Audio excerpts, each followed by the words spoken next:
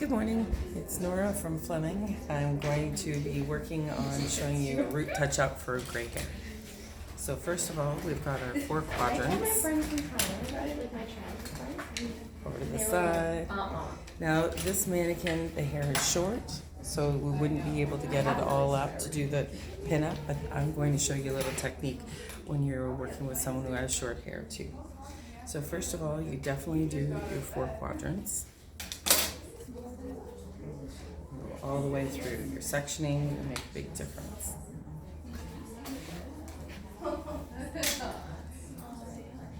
And then at the back here, where there is it's kind of sloppy because you can't see where everything is. That's where your color is going to help you with your sectioning. I feel like this mannequin's going to pop up the same. Oh, perfect. All right, so now we've done this section. Now we'll do our sides. By doing sectioning, it helps you not miss any sections when you're applying your color, so each quadrant gets enough color, and your guest, when they're all done, isn't disappointed because there's color missing. Alright, so we've got our 4 quadrants. Next we're going to do the framing around the hairline. Gray hair always, it tends to be wiry and more of it around the front, so I always do that first. All the way through. And what I do after this is I'm going to do all the way through, always touch up afterwards. Perfect. Okay, so it's all the way through. Now I find myself that it's easier to start at the top and then you work your way over. By the way, I'm using conditioner, so that's why I don't have gloves, because otherwise you definitely use gloves. There you go. That's on better. Alright, so I won't show you the whole thing because time is of the essence, but once you're doing through these sections, you can see how the width is probably the width of your brush. It's not too thick. And then you do the top, use your leftover color on the bottom. You can do the other way around, but definitely use, that's better. So put that through, and back. So we're going all the way through. And I'm just going to do the one side.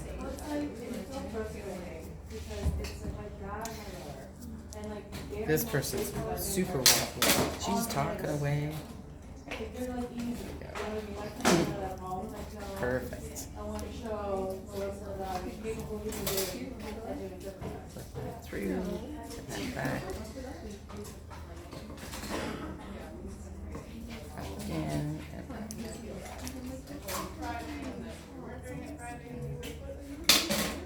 So you see how your repetition goes along. Make sure there's lots of saturation. If someone's hair is coarse or wiry, you should actually be applying even more. Sometimes if it sticks out, you want to make it even like a bit globby. It's just the way it is for science. You think the color is on there and it should work, but sometimes you need a full coating. If hair pops out and it's straight, the chances of it actually absorbing the color is very slim. And then I'm holding the hair up, but I'm not resting my hand. You rest your hand, those mids and ends will get color on them too. So here and back. Perfect. So myself, I normally go front, back, and that way you always exact same pattern and you'll never miss it. All right. Wow, she's dancing around. Well, that happens normally. Okay. So now this section here, I usually take a very tiny triangle section.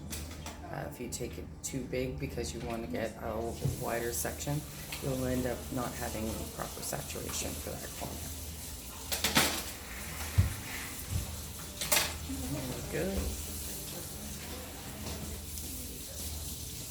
and I do it straight along. I know sometimes people go on angles. I find that if you do the angles when you're new, that you might miss out because you'll have a larger section. So for myself, I find just like a little one. I just go all the way straight through.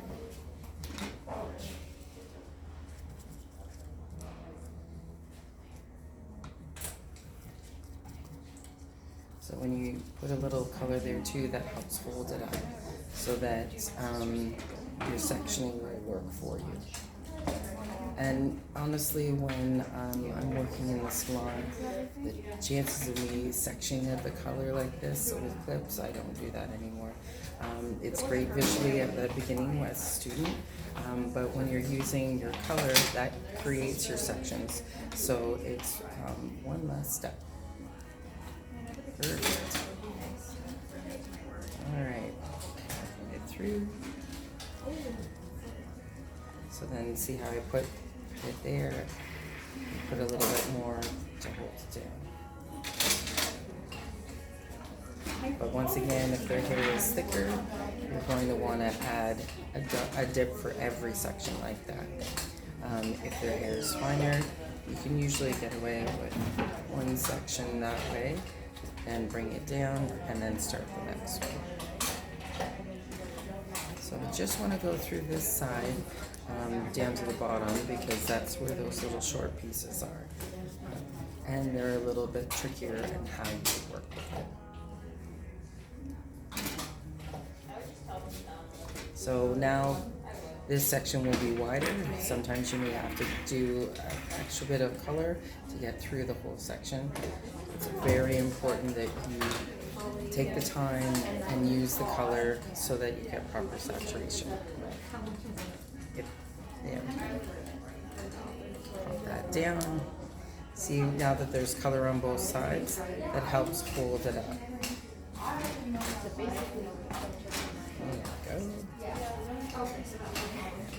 Down, next section. So this one, because it's getting wider from here to here, you can do it in two sections.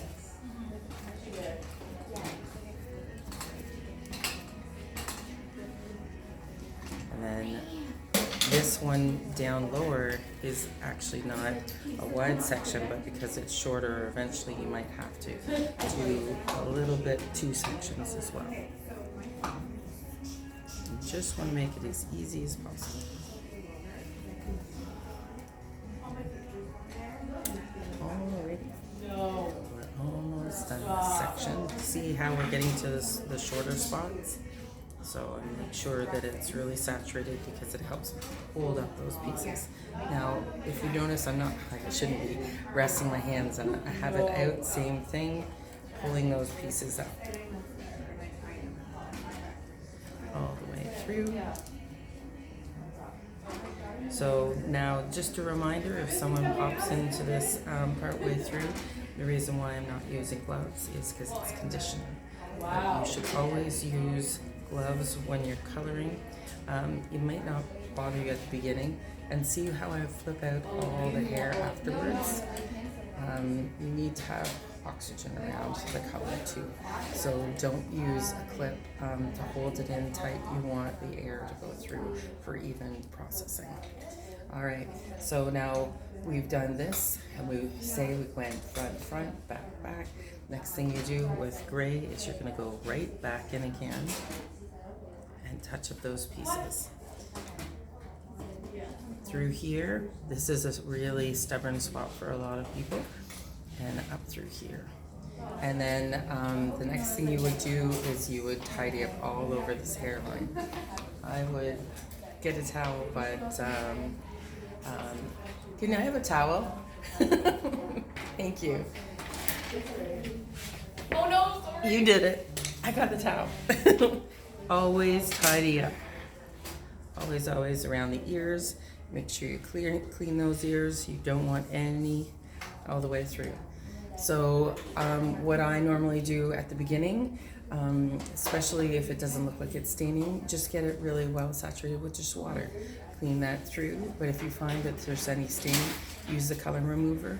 And then at the shampoo basin, color removes color. So make sure you massage this all the way through and then rinse it out. Then you would if you still see it, shampoo that area all the way through, rinse it out, then condition it, and then put the conditioner all the way through. Then if you still see it, wipe off the conditioner around here, use the color remover, and I guarantee having those 3 stages of the shampoo, conditioner, and then the color remover, it should be gone. Best wishes.